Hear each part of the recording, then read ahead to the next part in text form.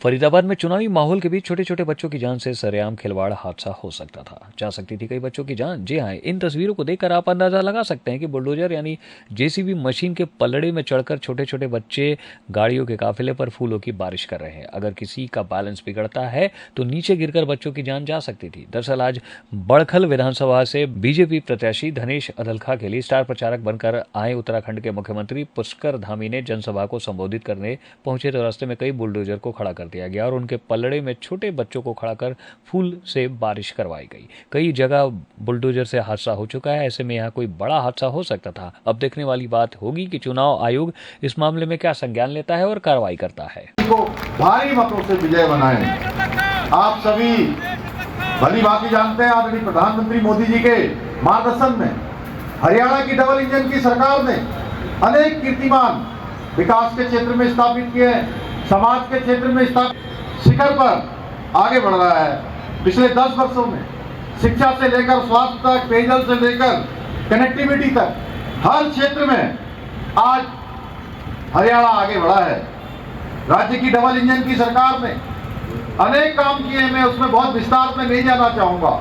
चाहे हम कुंडली मानसर पलवल एक्सप्रेस और 40 राष्ट्रीय राजमार्गों का निर्माण करने के साथ साथ हरियाणा सरकार, हरियाणा प्रदेश का जो रेलवे का बजट मात्र 300 करोड़ रुपए हुआ करता था, उस 300 करोड़ के बजट को 3000 करने का काम किसी ने किया है तो हरियाणा की डबल इंजन की सरकार ने किया है। आपके क्षेत्र में भी 1530 करोड़ रुपए की लागत से पूर्वी फरीदाबाद को पश्चिमी फरीदाबाद से जोड़ने वाली 2 परियोजनाओं को मंजूरी दी गई है। 262 करोड़ की लागत से फरीदाबाद रेलवे स्टेशन का पुनर्विकास किया जा रहा है। बड़खल में अनेक सड़कों के काम किए जा रहे हैं। स्वास्थ्य के क्षेत्र की बात करें तो हरियाणा में 1 करोड़ 19 लाख लोगों को आयुष्मान चिरायु कार्ड बने हैं। झज्जर में कैंसर संस्थान बना है। मेडिकल कॉलेजों को 9 मेडिकल कॉलेजों की स्थापना हरियाणा के अंदर डबल इंजन की 10 वर्ष की सरकार में किया गया है। इसके साथ साथ आपके फरीदाबाद को भी नए मेडिकल कॉलेज की सौगात मिली है। और ये सब विकास के आंकड़े ये झूठे नहीं है भाइयों बहनों, ये आंकड़े वो हैं जो हरियाणा को विकास के मार्ग पर आगे ले जाने का काम कर रहे हैं। 100% घरों में स्वच्छ जल पहुंचाने का काम किया गया है। 24 लाख गरीब परिवारों को मुफ्त कनेक्शन देने के साथ ही 50 लाख परिवारों को 500 रुपए में गैस का सिलेंडर दिया जा रहा है। इसके साथ साथ किसानों के लिए भी अनेक काम किए हैं। प्रधानमंत्री जी ने जन धन योजना, प्रधानमंत्री आवास योजना, गरीब कल्याण अन्न योजना, किसान सम्मान निधि समेत अनेक योजनाएं जो प्रदेश के जन जीवन को बेहतर बना रही हैं। भाइयों बहनों, इसी हरियाणा से हमारे प्रधानमंत्री मोदी जी ने बेटी बचाओ बेटी पढ़ाओ योजना लागू की थी और राज्य सरकार जो यहाँ की डबल इंजन की सरकार ने उनके प्रयासों से पहली बार हरियाणा में जो लिंगानुपात है, जो रेशियो है, वो एक रिकॉर्ड रेशियो की तरफ पहुंच गया है। जो बहुत नीचे होता था वो आज 900 पर पहुंच गया है। भाइयों बहनों, आदरणीय प्रधानमंत्री मोदी जी के मार्गदर्शन में और हमारे युवा मुख्यमंत्री नायब सिंह सैनी जी के नेतृत्व में हरियाणा विकास के शीर्ष पर आगे बढ़ रहा है।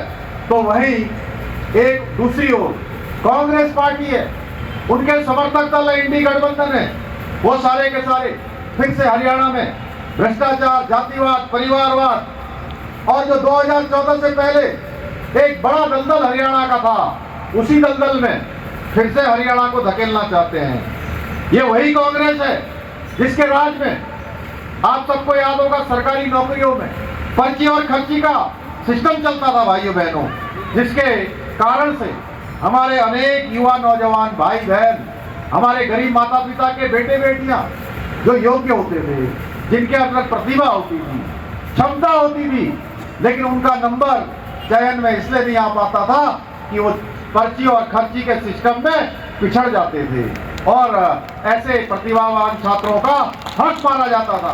उनके साथ अन्याय होता था भाइयों बहनों, खुलेआम भ्रष्टाचार होता था, घूसखोरी होती थी, दलाली का खेल होता था। ये वही कांग्रेस है जिसने गरीबों से जमीनें छीनकर बड़े बड़े पूंजीपतियों को, अपने दामादों को कौड़ियों के भाव देने का काम किया था। ये वही कांग्रेस है जिसके राज में महिलाओं और दलितों पर अत्याचार चरम पर था और इनकी FIR तक नहीं लिखी जाती थी। ये वही कांग्रेस है जिसके समय में अराजकता, परिवारवाद, क्षेत्रवाद, पक्षवाद, गुंडागर्दी बढ़ावा देने का काम किया जाता था।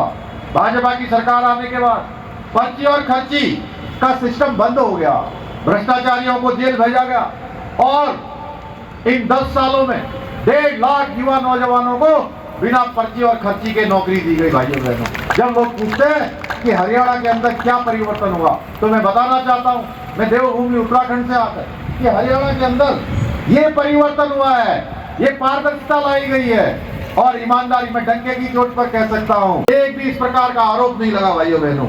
लेकिन आज हरियाणा की जनता जानती है, अगर कांग्रेस गलती से यहाँ आ गई तो प्रदेश के अंदर फिर वही कट, कमीशन और करप्शन फिर से शुरू हो जाएगा। भाइयों बहनों, हरियाणा के साथ ही अभी जम्मू कश्मीर का भी चुनाव हो रहा है। आज वहां चुनाव प्रचार का अंतिम दिन है और वहां के चुनाव में कांग्रेस पार्टी ने नेशनल कॉन्फ्रेंस के साथ समझौता किया है, फारूक अब्दुल्ला की पार्टी के साथ, और वहां उनके घोषणा पत्र में कहा गया है कि यहाँ पर नेशनल कॉन्फ्रेंस और कांग्रेस पार्टी की सरकार बनेगी तो धारा 370 जो देश का संकल्प था, देश की आजादी के बाद से लेकर अब तक कोई ये हिम्मत नहीं कर पाया कि धारा 370 समाप्त हो, वहां से आतंकवाद समाप्त हो, वहां से अलगाववाद समाप्त हो, वहां से जिहाद खत्म हो, वहां से पत्थरबाजों का जो उपद्रव है वो समाप्त हो। ये हिम्मत किसी ने करी तो भारत माँ के लाल हमारे प्रधानमंत्री नरेंद्र मोदी जी ने करी। भाइयों बहनों, और ये कांग्रेस पार्टी कहती है, नेशनल कॉन्फ्रेंस कहती है कि हम धारा 370 को फिर से लागू कर देंगे। ये हमारे सैनिकों को फिर से जो है उन आतंकवादियों और अलगाववादियों के सामने शहीद होने के लिए, उनका बलिदान होने के लिए ये इस प्रकार के फैसले ले लेंगे। भाइयों बहनों, इनको हमारे सैनिकों की भी कोई चिंता नहीं है, उनकी जान की भी कोई परवाह नहीं है।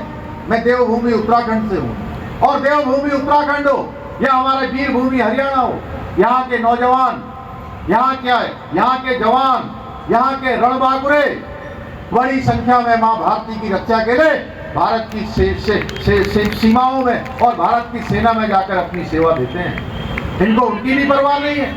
ये वोटों के लिए किसी से भी समझौता कर लेते हैं। भाइयों बहनों, इनको शर्म आनी चाहिए। ये ऐसे लालची, मौकाप्रस्त, भ्रष्टाचारी और परिवारवादी पार्टियां ये हरियाणा को भी ये पूरी तरह से इसी दलदल में झोंक देना चाहती हैं। इसलिए अब समय आ गया है इन पार्टियों को हरियाणा से, फरीदाबाद से पूरी तरह से आप सब वोट की चोट से पूरी तरह समाप्त कर दें। भाइयों बहनों, मैं आप सबसे कहने आया हूं। भाइयों बहनों, आज सत्ता के लालच में कांग्रेस तरह तरह के वायदे कर रही है, लेकिन इन वायदों को पूरा करने की न तो इनकी नियत है, न ही इनके पास कोई नीति है। सच्चाई तो यह है, जहां भी कांग्रेस की सरकार है, जहां भी जनता ने उनको सरकार में आने का मौका दिया, उस राज्य के सरकारी खजाने को इन्होंने पूरी तरह से कंगाल कर दिया। भाइयों बहनों, वहां के लोगों को कर्ज के बोझ में दबा दिया। आपके और हमारे बगल में हिमाचल प्रदेश है, यहाँ पर जब चुनाव हो रहा था, चुनाव के बीच में ये बड़ी बड़ी बातें करके, बड़े बड़े वायदे करके वहां सरकार में आए, कहने लगे हम लाखों लोगों को नौकरियां देंगे।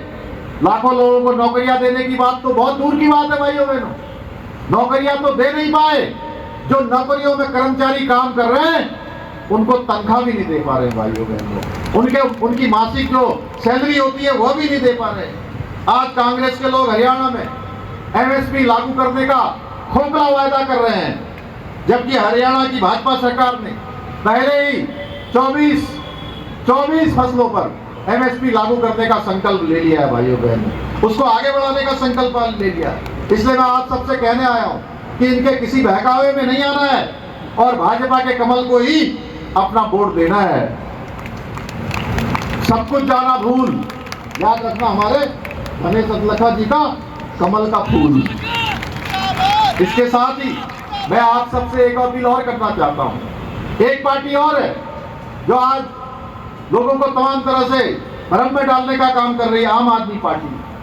श्री राधिका स्वीट्स प्रस्तुत करते हैं अपने प्रतिष्ठित मिष्ठान के 5 अलग अलग प्रतिष्ठान, जिनमें मिलती है गुणवत्तापूर्ण शुद्ध देसी घी से निर्मित मिठाइयाँ और मिलता है शुद्धता का विश्वास। तो आइए राधिका स्वीट्स पर और लीजिए शुद्ध देसी घी से निर्मित मिठाइयाँ। हमारे प्रमुख प्रतिष्ठान है राधिका स्वीट्स, माँ वैष्णो देवी मंदिर के समीप छठी कला, राधिका स्वीट्स रेलवे पुल के पास कोसी कला, राधिका स्वीट्स मंडी समिति के सामने सौंख रोड मथुरा, राधिका स्वीट्स धौली प्याऊ मथुरा और राधिका स्वीट्स श्री कृष्ण जन्म स्थान के पास पोथरा कुंड मथुरा।